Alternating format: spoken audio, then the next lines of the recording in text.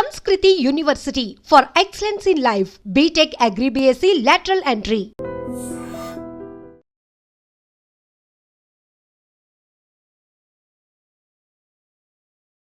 June 30వ తారీఖు నాడు భారతీయ జనతా పార్టీ సభ్యత్వానికి రాజీనామా చేసినటువంటి విషయం మీ అందరికీ కూడా తెలిసిందే.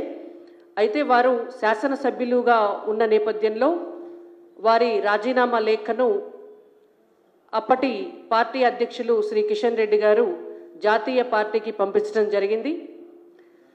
జాతీయ పార్టీ గత అనేక సార్లు కూడా రాజా సింగ్ గారు వారే పార్టీకి సస్పెండ్ చేసినా కూడా అనేక సార్లు వారిని మళ్ళీ పార్టీలోకి తీసుకోవడం జరిగింది.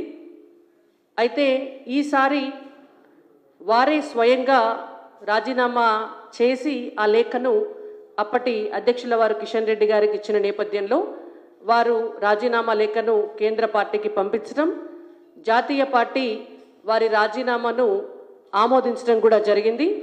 ఇది గోషామహల్ ఎమ్మెల్యే శ్రీ రాజా సింగ్ గారి రాజీనామాను ఆమోదిస్తూ భారతీయ జనతా పార్టీ జాతీయ నాయకత్వం వారికి పంపించినటువంటి లేఖ.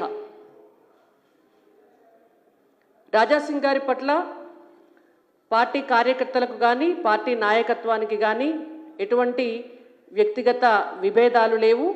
కేవలం క్రమశిక్షణ రాహిత్యం అనేటువంటి అంశం నేపథ్యంలోనే వారే రాజీనామా చేసిన నేపథ్యంలోనే ఈ రాజీనామాను ఆమోదించడం జరిగింది. ధన్యవాదాలు.